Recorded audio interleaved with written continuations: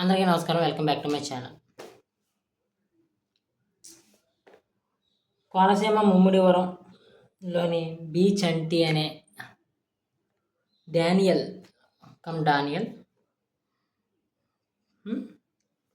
పవన్ కళ్యాణ్ గారి మీద సనాతన ధర్మం మీద పిచ్చి వాగాడు. ఇంకొకసారి పవన్ కళ్యాణ్ సనాతన ధర్మం అంటే నడి రోడ్డు మీద తల తీసేస్తాడట. 2000 సంవత్సరాల క్రితం సనాతన ధర్మం ఎలా ఉంది, ఇప్పుడు ఎలా ఉంది? సనాతన ధర్మం అనేది చెల్లిని తల్లిని అమ్మేస్తుంది.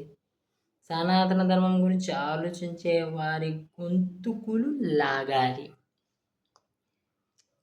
వీడు ఇచ్చిన స్టేట్మెంట్స్. 2 సంవత్సరాల క్రితంకి ఇప్పటికీ మా సనాతన ధర్మంలో ఏం సమస్యలు వచ్చినాయిరా? మా సనాతన ధర్మం ఎప్పటికప్పుడు అప్గ్రేడ్ చేసుకుంటూ భగవద్గీత, రామాయణ, మహాభారతాలు లాంటివి తీసుకుంటూ మేము అప్గ్రేషన్ అవుతూ వచ్చాం. తల్లిని చెల్లిని అమ్మేసినట్టేనా? అదే తల్లి మాట కోసం దశరథుడికిచ్చిన మాట, అంటే కైకేయమాత అడిగిందని చెప్పి దశరథుడు కోరితే రాముడు వనవాసాలకు వెళ్ళిపోయాడురా. సీతమ్మ, ద్రౌపది మాతలను ముట్టుకున్న మీలాంటి, అంటే ఒక మాట ఉంది, అప్పుడు రాక్షసులే ఇప్పుడు మీలాంటి వాళ్ళు సర్వనాశనం అయిపోయారు. ప్రపంచ యుద్ధం జరిగి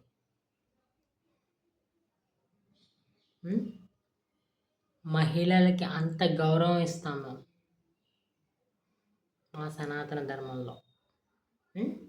ఇంకా పవన్ కళ్యాణ్ తల ఎందుకు తీసేస్తావురా నువ్వు? పవన్ కళ్యాణ్ ఎప్పుడూని వేరే మతాన్ని నిందించలేదే. హైందవ మతం మీద జరుగుతున్న దాళ్ళు గురించి చెబుతూ హైందవులారా మేలుకోండి,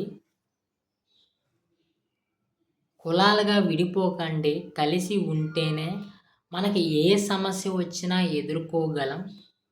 సమస్యలంటే ఢిల్లీలోని కలర్ వాటర్ మీద పడిందని మీదకు వచ్చేసి చంపేసిన మూర్ఖులు ఉన్నారు. అలాంటి మూర్ఖులకి సమాధానం చెప్పచ్చు. అలాగని మిమ్మల్ని వేరే మతాలతో గొడవ పెట్టుకోమంటలేదు. మనం మతం మీదకు వచ్చే వారిని తిరిగి మనం ప్రశ్నించాలి, కేసులు వెయ్యాలి అని చెప్తున్నాడు. అందరూ తప్పేముందిరా పాస్టర్, తప్పేముంది? ఓహో, నీ సమస్య నాకు ఇప్పుడు అర్థమైందిరా. నీ సమస్య చెప్పే ముందు ప్రజలకి ఒక ఇంట్రడక్షన్ ఇస్తానురా ఈ గురించి. నువ్వు జగన్ హయాంలోని మందు షాపుల దగ్గర మందు బాటిళ్ళు కొనుక్కొని అమ్ముకునేవాడు అంట. ఇప్పుడు వడ్డీ వ్యాపారం చేస్తున్నావు. నువ్వు పెట్టుకున్న చర్చు డ్రైనేజీలని మూసేసి కబ్జా చేసి పెట్టుకున్న డ్రైనేజీలంట. ఇప్పుడు ఆగుతున్నారంతే. మీరు వేసిన ప్లాన్స్ని తిప్పి కొట్టడానికి ఆగుతున్నారు. లేకపోతే ఢిల్లీ, యూపీ లాంటి బుల్డోజర్ వచ్చి లేపుకుపోతుండ్రా మీరు కట్టుకుంది. ఏంటి సనాతన ధర్మాన్ని మాట్లాడేవాడిని గొంతుకు తీసేయాలా? మరి మీ బతుకు ఎలాంటి బతుకు? మీలాంటి వాళ్ళ బ్రతుకు. మిగతా ఆ 2 క్యాస్ట్లో మంచిగా మాతో ఉంటున్న వారి గురించి మేము మాట్లాడట్లేదు. పాస్టర్ల ముసుగులో ఉన్న వాళ్ళు ఏం చేస్తున్నారో ఊరూరా తిరిగి వాళ్ళ వీక్నెస్లు, జబ్బులనా లేకపోతే ఆర్థిక సమస్యలనా దాని నుంచి వల వేసి రప్పించుకుని దశమ భాగాలు దొబ్బి తిని వాటితోని వడ్డీ వ్యాపారాలు చేసుకుంటున్నారు. చాలామంది అయితే చాలా ఆస్తిలేగా ఉన్నారు.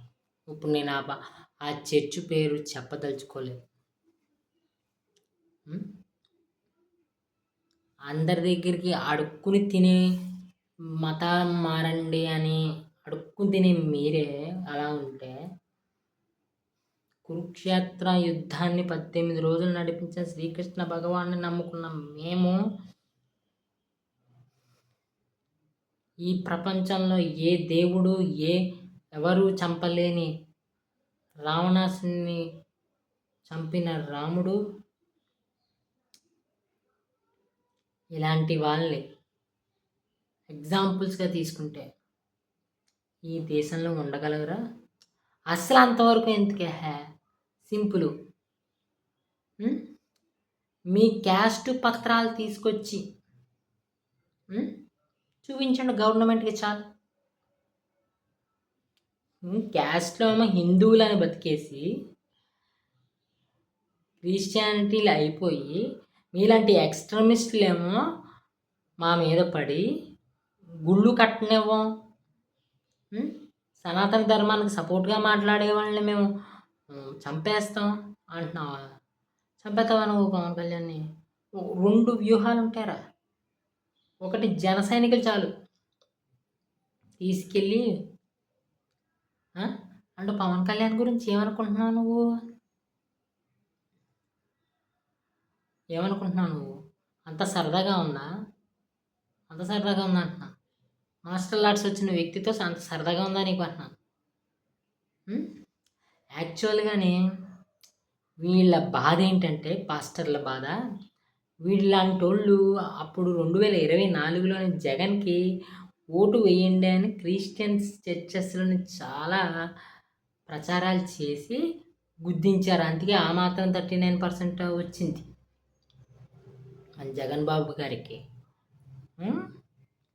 కానీ 2019 నుంచి 2024 మధ్యన జరిగిన గుళ్ళ మీద దాళ్ళు, కృష్ణా నది ఒడ్డు మీద జరిగిన కన్వర్షన్స్ ఏకదాటిన ప్రభుత్వం పట్టించుకోకపోవటం, ఇలాంటి వాళ్ళకి సైకిక్ ఆనందం వచ్చేసింది. ఇప్పుడు అవి తగ్గినాయి. తగ్గటంతో ఏమైంది? పవన్ కళ్యాణ్ గారి మాటలు ఇంపాక్ట్ అయ్యి నాకు తెలిసి చాలామంది గర్వాపసి కూడా అవుతారు. గర్వాపసి అవుతూ ఉంటారు. చాలామంది రాధా మనోహర్ దాస్ అని లేకపోతే మిగతా వారందరూ దశమ భాగాలు ఎందుకు అని క్వశ్చన్ చేస్తున్నారు. దానివల్ల వీళ్ళకి దశమ భాగాలు తగ్గుంటాయి. దశమ భాగాలు తగ్గటంతో మన మీద అటాక్స్ లేకపోవడంతో వీళ్ళకి పారిపోతుంది అన్నమాట. అందుకే వీడు ఇలా మాట్లాడాడు ఫస్ట్ పాయింట్. ఇంకా చివరి పాయింట్ ఏంటనుకుంటున్నారు? దీని వెనకాల వైసీపీ ఉంది.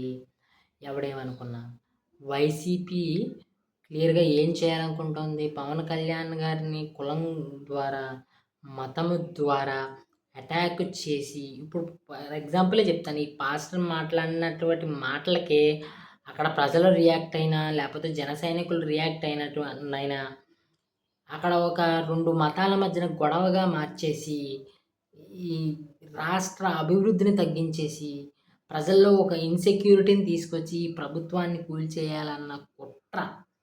ఇలాంటి కుట్రలు ఎన్నో జరుగుతాయి. ఎన్నెన్నో జరుగుతాయి. తస్మాత్ జాగ్రత్త. మేమేమీ లేవు అంటది వైసీపీ, కానీ ఏదో రకంగా ఉంటుంది. ఇండైరెక్ట్గా. సో ప్రజలను విజ్ఞప్తి చేస్తున్నది, అలాగే జనసేన పార్టీ కార్యకర్తల్ని, నాయకుల్ని విజ్ఞప్తి చేస్తుంది ఏంటంటే, వాళ్ళ ట్రాపుల్లో పడకుండా వాళ్ళు మాట్లాడే మాటలకి కౌంటర్లు ఇచ్చి పార్టీని బలోపేతం చేస్తే ఇంకొకసారి 29లో ఒక తొక్కితే మనకు ఒక స్పేస్ వస్తుంది.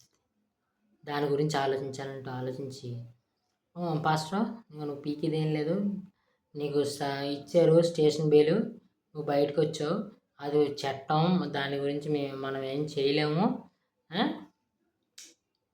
చూద్దాం, కానీ జాగ్రత్త నూరు.